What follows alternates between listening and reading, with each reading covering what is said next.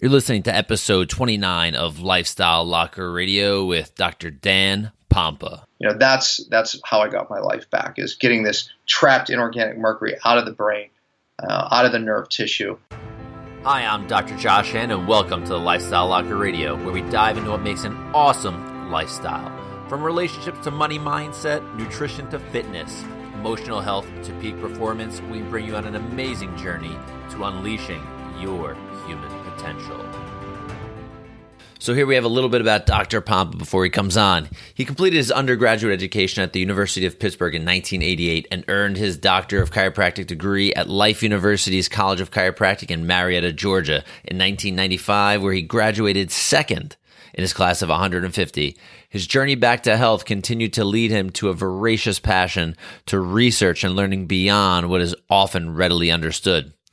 Even though Dr. Pompa no longer practices chiropractic, his understanding of cellular healing and his 5R principles as the roadmap to healing has led to many requests to be a speaker at large chiropractic seminars, to hundreds of professionals who learn of his detoxification program for neurotoxic conditions and other unexplainable illnesses. Dr. Pompa has established his coaching and teaching on a firm and proven conviction that the crisis of modern-day allopathic medicine is a sad result of physicians chasing symptoms with medication rather than addressing the root cause of disease. This even occurs within functional medicine. His approach to getting to the upstream cause is what separates him from all others in allopathic as well as functional medicine. His clients receive coaching based on the fact that God created the human body with the ability to heal itself when interferences such as heavy metal toxicity, poor nutrition, and subluxations, whether physical, emotional, or chemical, are removed. So here you have him, the world-famous Dr. Pompa.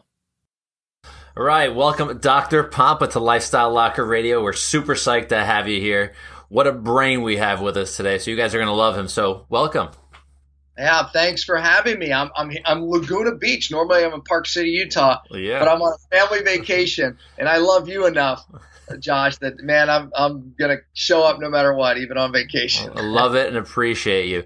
So you got a really interesting story, and you use the term, from pain to purpose. So what I want to do is have you just kind of start way back when and kind of bring us to where you are, and I'm gonna give you the mic, so you let it go.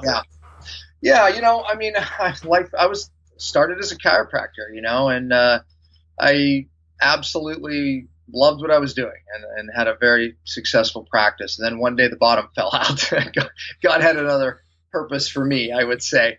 And I didn't know what was wrong. It started with just general fatigue, and then it went to insomnia, panic attacks. My thyroid, no doubt, was malfunctioning. But yet my blood work was normal. My adrenals were shot. I couldn't even handle loud noise, let alone real stress. And so I, like many, I was on the search, looking to see basically what was wrong.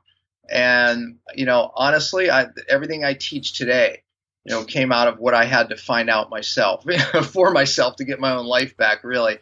And just to fast forward, it took me some years.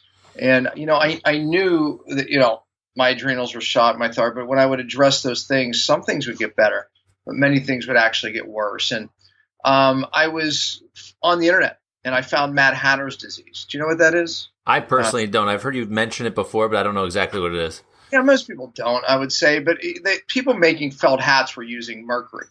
And they were using that to attenuate molds and different things that, are in felt. And what happens was they went crazy. They were known as Mad Hatters because they actually had mercury poisoning. So okay. I said, gosh, I am mad as a hatter. I had every one of these symptoms. And I went and got a blood test, and the test was showed up normal. So I was very disappointed, actually, because I wanted to find something. I had made friends with a very bright endocrinologist because my thyroid, my adrenals were off.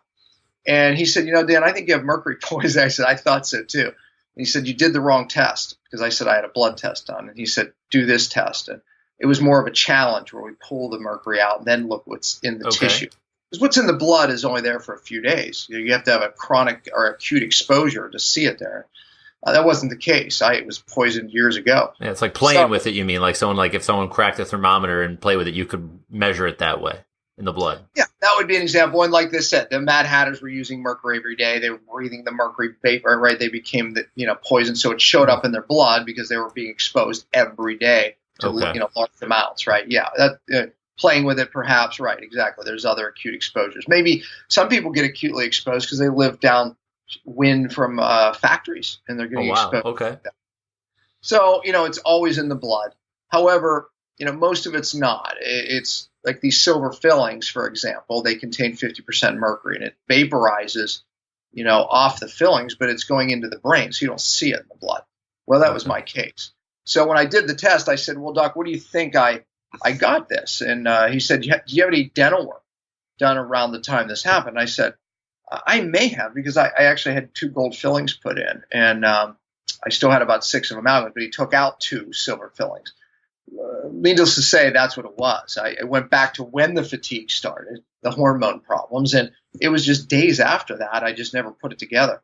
So don't just run and get these fillings out. There's a process. It's one of the things I teach, right?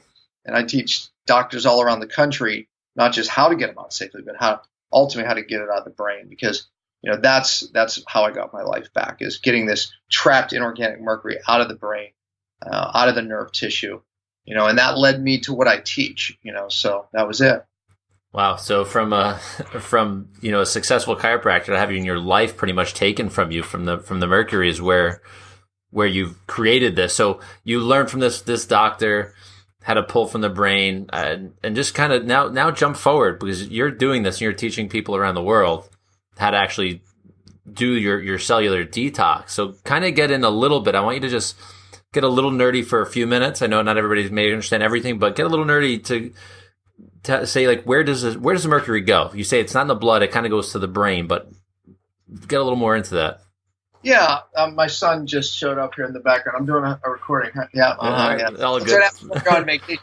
Hey. Can you hear? I can shut this window. I hear the noise. Can you hear the ocean in the background? Okay. No, if I did, it'd be nice. It's perfect. Yeah. Okay. Good. All right. Anyway, yeah, so let's get a little nerdy for a minute. I had to research how to get this stuff out of my brain, and I had to research how to get the rest out safely. That was part of it. And then even when people get the silver out, they go, oh, okay, that's it. But the problem is it's trapped here. And that's ultimately why people don't feel well. By the way, that's why people have brain fog. That's why people have energy loss, endocrine issues, adrenal issues. This is a big part of it. The brain is being poisoned. Just like you deal with physical subluxation every day, adjusting bones and opening up what this can do for the rest of the body. Well, chemical subluxation is doing the same thing.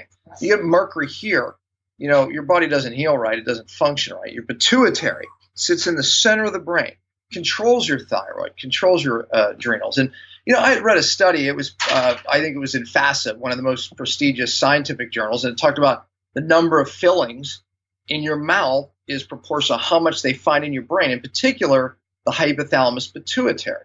That's the center brain that controls your hormone system, right? So it explained why I couldn't sleep, the anxiety, and the different symptoms. And it explained why no matter what I did down here, trying to fix the hormones didn't work. But anyway, so that process that I teach, getting it out of the brain, came out of that. And I have to say this for people watching. I can't explain the whole process. But real detox has to get to the cell. It's not a colon cleanse, a liver cleanse. It's none of those things that we think about detox. There's nothing wrong with those things. I'm not against them. But how I got my life back is cellular detox, and that's what I teach. And particularly, there's a phase called the brain phase. Now, here's where many of your viewers, listeners, can go wrong. We read on the internet because we have University Google now, right? Yeah. Many people go to. That's true. They come out with a degree, sometimes very wrong. But they start Googling things, and they find things like chlorella, which, again, I have nothing good against a clean chlorella, but it's a weak binder, Dr. Josh. In other words, it doesn't hold on to things like heavy metals and even biotoxins, like from mold exposures, very well. But it holds on enough that it starts to pull, and then they let go and they redistribute, many of which end up back through the brain, which is even more dangerous. Cilantro is another one. People find that on the internet. Again, doing liver cleanses where you do something, dump it out of the liver, it ends up going into the gut and being reabsorbed.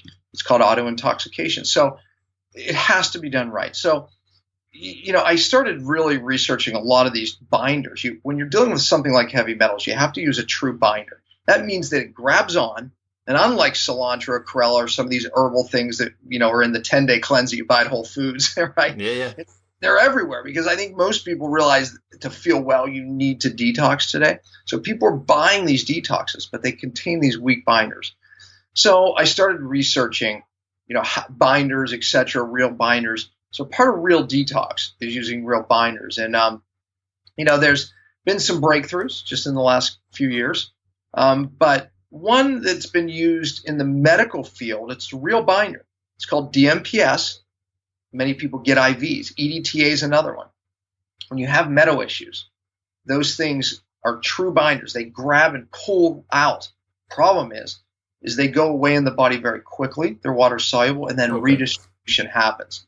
So many people use those true binders that really hold on, but they don't use them correctly. So when you're using those, you have to use them often enough. Like, for example, DMPS has to be taken 3 times a day. So doing an IV is impossible, because you're not going to get 3 times a day. Yeah. You have to get every 8 hours. So it stays up high enough in the blood, the binder, that it doesn't create this redistribution. When the level drops, now metals start going everywhere. Okay. So you want to be able to pull. You need to grab onto this thing.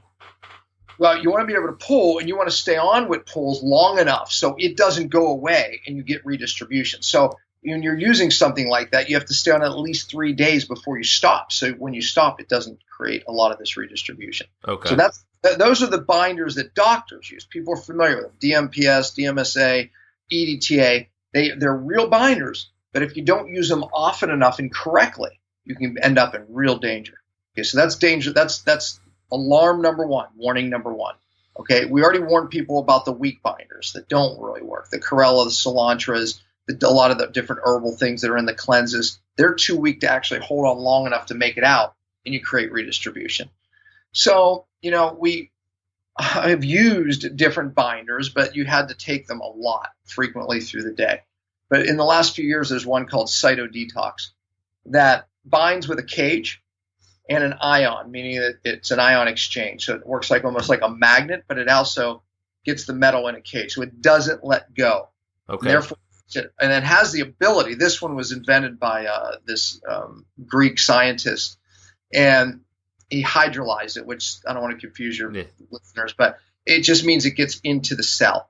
And it grabs on and doesn't let go. So it brings the toxins from the cell all the way out of the body without redistribution. So Detox was a breakthrough in the last few years that changed the way us doctors really can look and do it. Made it a lot easier, put it that way. Okay. And then we end up combining that with something called alpha-lipoic acid, which is a fat-soluble chelator that has the ability to make it into the brain. So look, I just want your viewers to know this. It has to be done right. It has to be done at the cellular level.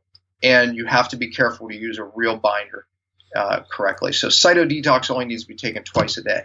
So it's very easy to take, as opposed to some of the other ones like DMSA that a lot of doctors use. It has to be taken every 4 hours. But so anyways, there's a golden nugget. If you're doing detox, it has to be done right. Yeah. So I want to circle back for a second. So, we speak of heavy metal, and people obviously know mercury. No aluminum, no lead. These are like the common ones. Where are people getting exposed to these most? I know you mentioned dental work, so I just want people to kind of have a big idea so they can know, like, wow, I need to be doing this detox. I need to be doing this like cellular detox. Absolutely. Here, this may surprise your viewers, because the number 1 source is mom. You get it in utero.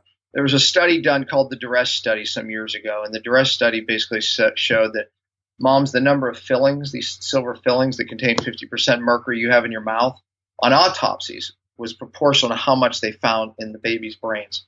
So babies that died at birth, they were doing autopsy studies, and they realized the correlation of the fillings and the mercury in the brain. Oh, wow. Lead's the same way. So the number 1 lead exposure is mom. Women during pregnancy, it's natural for them to lose bone. It's normal. But lead is stored in the bone over our lifetime. And when you're pregnant, out comes the lead, and it goes into utero. So we start life with a healthy dose of mercury and lead these days. We grew up in the mercury and lead generation. Here's the problem, is that there's something happening today that would never happen in the history of man. It's a chemical called glyphosate. You interviewed some other folks like Zach Bush and maybe others, but they talked about it. But the senior scientist from MIT, Stephanie Sena, one of her papers in 2012 showed that this chemical glyphosate that's sprayed all over our food, it's Roundup, most of your viewers are probably familiar with, right? It's the number one, it's the active ingredient in Roundup. If you're not eating 100% organic, you're getting exposed. No, you're getting exposed no matter what, because it's in the rainfall. You're just getting further exposed, right? Exactly. The bottom line is, in her 2012 study, she showed that this is allowing mercury, lead, aluminum, and other metals to cross deeper into the nerve tissue, including the brain. So we grew up in the lead and mercury generation. We're already exposed, not to mention flu shots and all these other exposures to these things that we're getting hit with. And then we're getting hit with this chemical, 60% of rainfall in our food everywhere. And now it's allowing these metals to cross deeper. Look, when you look at a statistic, I almost didn't believe it myself. By 2032, if the autism spectrum pace continues as it is now, 1 out of 2 children on the autism spectrum by 2032.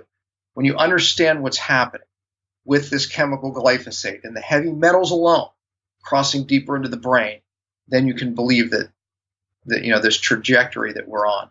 Yes. It's a real problem, Dr. Josh. I mean, this is a big, big problem, and nobody's really addressing it correctly. You have to use true binders to get rid of this stuff. It's not going to come out with the everyday juice cleanse or whatever people are doing. Yeah. So, and just so I want to make it clear to everybody that's listening, being exposed can get it to these heavy metals. It gets in your blood. But what you're talking about when you're pulling these things and binding them and getting them out of the body, the challenge is it goes past something called the blood-brain barrier, right? So normal cleanses don't go through that barrier. Is that correct?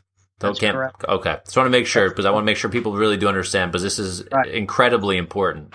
Yeah, that Detox has an ability to cross a membrane. There's something called a Pompa study, not Pompa. Yeah. And they use it to prove that things cross membranes, right?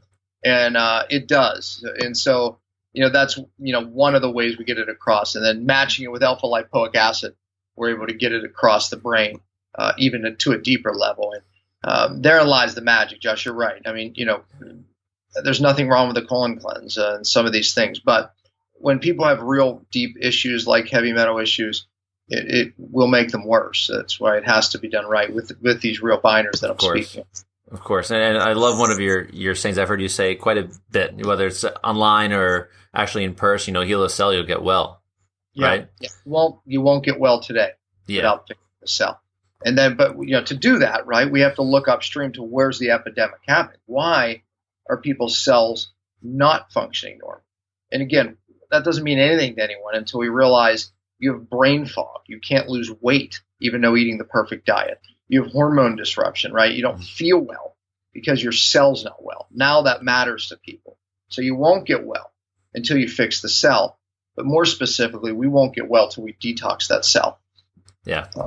Very, very cool. So when we were talking just before we started recording, we were talking about a few things. I think people can't see you right now. They're listening, but you're one of the fittest guys I know, right? We're at a conference in Atlanta and you're like, I'm running around in a tank top and you're like, wait, hold on. This guy's like, no way. This is just like shredded, ripped guy. And you would never know how old you are. Right. So you're saying the best shape of your life. What are you doing besides? I know you've done the cyto detox and the true cellular detox, which has helped you and saved your life. But what other things are you doing?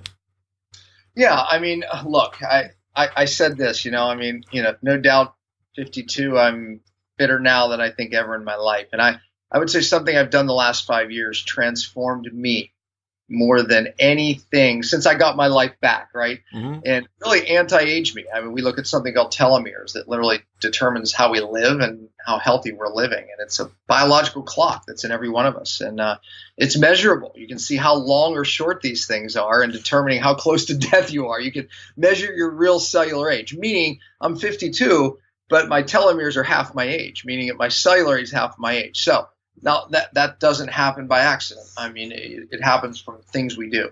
Intermittent fasting is probably the most powerful thing that I've ever done. And I've been doing it for the last 5 years, and it's reversed, no doubt, my biological age. And no doubt allowed me to be in my 50s, at extremely lean levels. I would have to say, like I said, leaner than I was in my 20s. So you don't just get pudgy around the midsection or can't lose that because you're old. That's not true. Yeah. It's hormone optimization is really what intermittent fasting does. That's really cool. So I do intermittent fasting as well. I've been doing it now for a couple of years. I absolutely love it.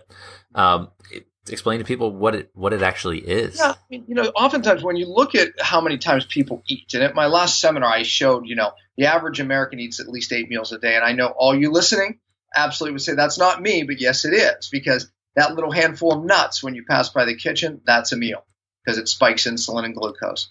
A salad, you spike insulin and glucose. But if we look at how many times people eat between meals, maybe it's the kombucha, maybe it's a meal, it's a meal. So every time you eat, you're costing your body a lot of energy. Now, I'm not against eating. It's a matter of when we eat. So the first thing we do is say, stop all snacking. Eat 3 absolute meals, right? And then we take it and say, okay, now let's go to 2 meals. Even before that, typically I tell people, eat dinner an hour earlier and eat breakfast an hour later. Okay, now maybe you're fasting 14 hours, right? So let's say you ate dinner at 6, and then 6 to 6, there's 12. Yeah. So instead of eating when you got up at 6, maybe you push it out to 8 or 9. So now you have a 14, 15-hour fast. Okay, now let's push it out a little more. And let's not have your first meal to maybe 11 or noon, okay, and eat dinner at 6. So now we're eating it in about, a 6-7 hour window and fasting 18 hours. That's intermittent fasting, right? So I typically eat in a 4-hour window. So I'm typically every day fasting at least 20 hours. So I don't eat my first meal until like 2 or 3, and then I eat my last meal probably at 7.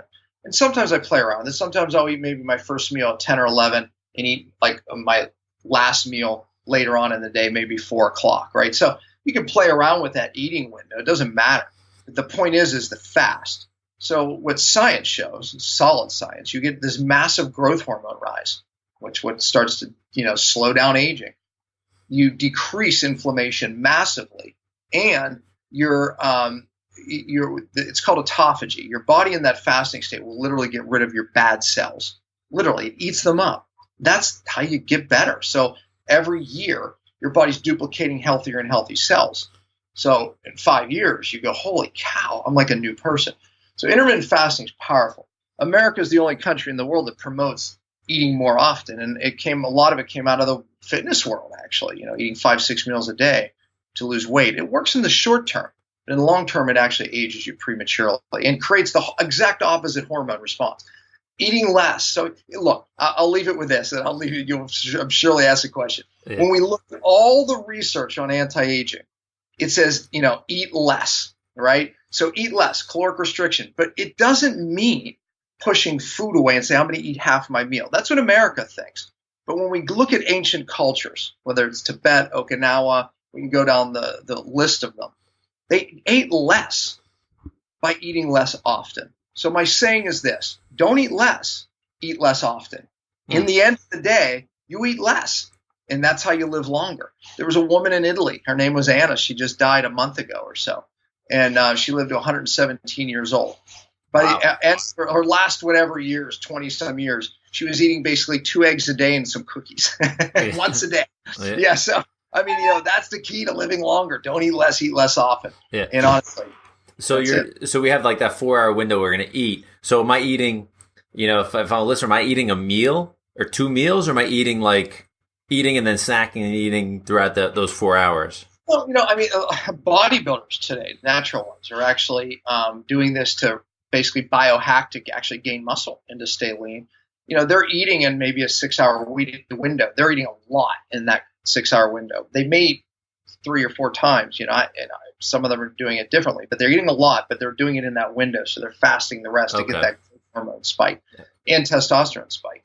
So it's kind of a biohack. But us that maybe aren't less interested in that are still getting the same hormone reaction by eating less often. But here's the deal. I typically eat My afternoon meal is typically smaller because I'm very busy. And then my dinner, I eat a full dinner to full. By the way, that's key. You have to eat a big meal to full so your body doesn't ever think it's starving. Unlike caloric restriction, that doesn't work, where they're eating, and they're never eating to full, so the body thinks it's starving and the metabolism goes lower. You have to eat at least one big meal. Now, I mix it up even more. I call it diet variation. Feast-famine cycles. We're emulating ancient cultures. Bad cells don't adapt. So we're getting rid of bad cells when we do this as well. So 1 or 2 days a week, I feast. I eat more meals, and I take in higher carbohydrates on purpose, healthy carbs, and then I even take in more protein that day, because too much protein chronically isn't good. But every once in a while, it's good. So I call that a feast day. I love that, to do that on Saturday and Sunday, and that's at least one of the days, but oftentimes two. And then the other days, I'm intermittent fasting. Now, here's what else I do. 2 or 3 days a week, I only eat one meal. So yesterday, I had one meal. So I fast 24 hours, 23 technically, and then I eat one meal. So I have 1 or 2 feast days, and I have 1 or 2 fast days. And then in between, I'm typically eating in that 4 or 5 hour window. Wow. Okay. So that's a principle that I've termed diet variation, and it's changing up, emulating feast-famine cycles. And then I also vary the diet by, this is the last bit of information. I'm killing your listeners. No, this is good, because I want people taking action steps. You're kind of giving these golden nuggets as we go through, so it's just perfect. Yeah. So in the wintertime, I go into ketosis. And hopefully some of your viewers know what that is, but it's basically forcing our cells to use fat for energy. Your cells can only use fat or sugar. So when you get your carbohydrates down, for most people, below 50, what happens is you force your cells to use fat only for energy source, and then it makes something called ketones that our brain uses, so ketosis. But I do that in the winter, and then I purposely move out of ketosis, maybe 100 grams of carbs a day on average, still intermittent fasting through all of this, but I purposely shift my diet seasonally. And that shift in diets is an adaptation principle. Bad cells don't adapt. So I'm forcing my cells and mitochondria to have to make dietary changes. Look, in America, we stick to the same diet. It's a mistake. I'm not a proponent of one diet. I'm a proponent of switching diets, just like every ancient culture was forced to do, whether it was environmental pressure, lack of food, seasonal changes, whatever it was. They were forced to make dietary changes. Our DNA is set up to do the same. All I'm doing is emulating, once again, what ancient cultures did. And the results, with people who are very challenged, the results speak for themselves. That's so cool. I've never thought of doing anything like that. I think I'm going to have to adopt a new thing. I'll tell you, variation. How I learned a lot of it is, I can't say just by chance. God has His hand in everything. Yeah.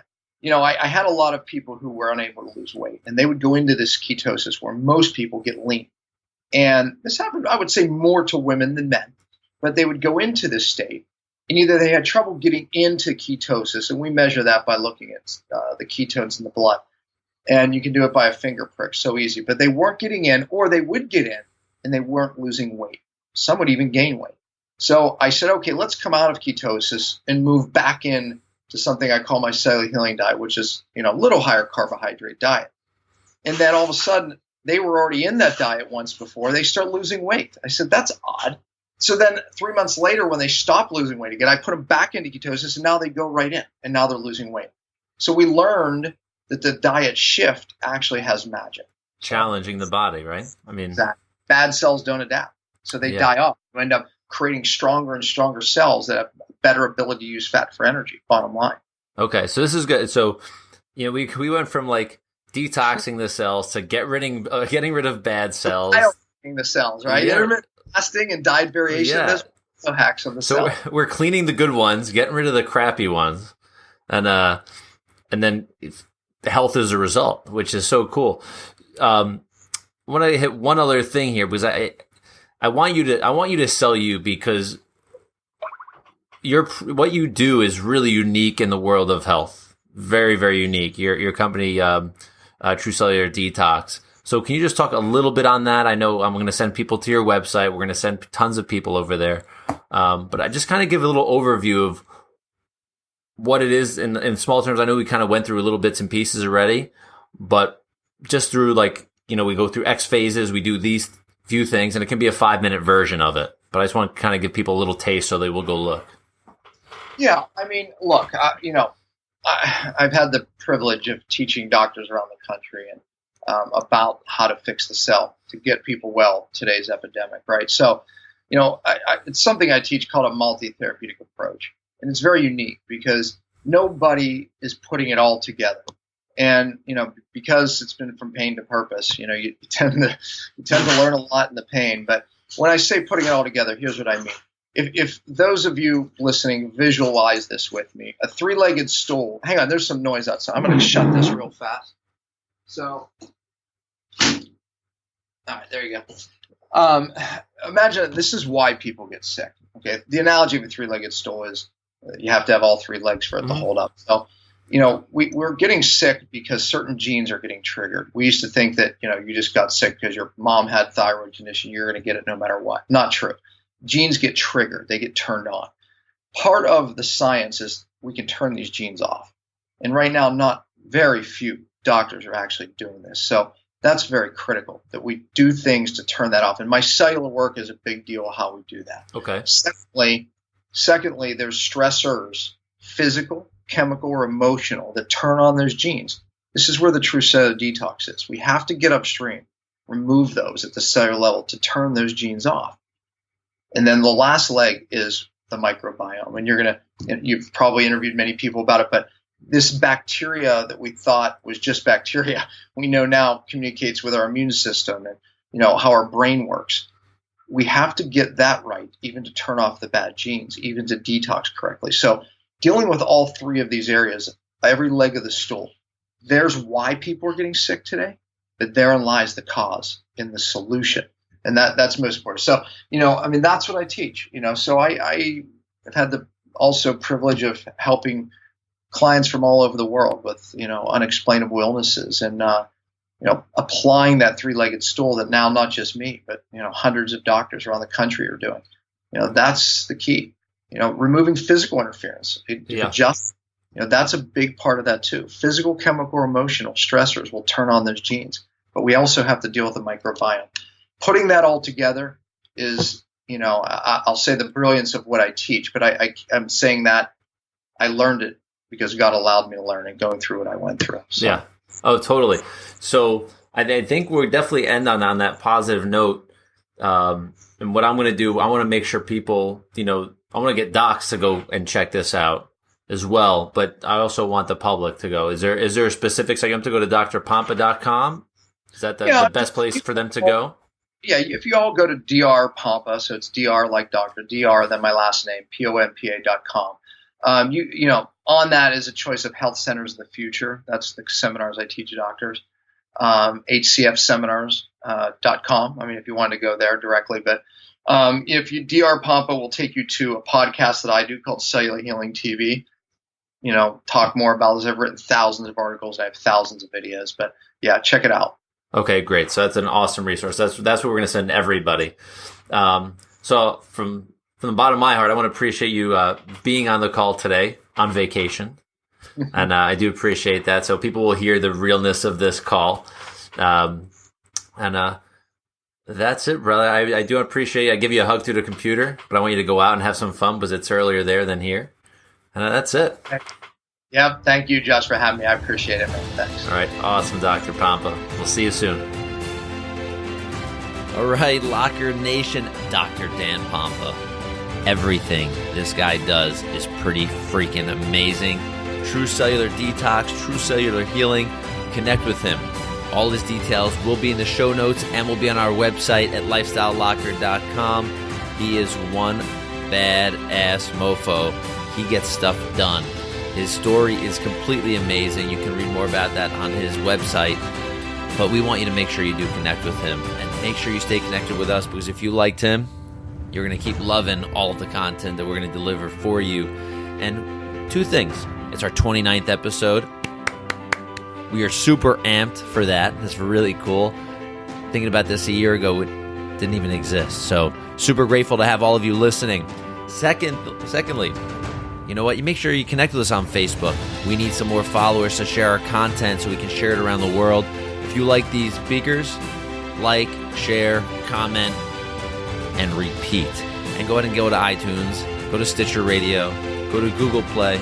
Give us an awesome review. Give us one of those 5-star reviews. It will help us get our content to the rest of the world. So thank you again so much. I'll see you next time, Laka Nation. Bye-bye.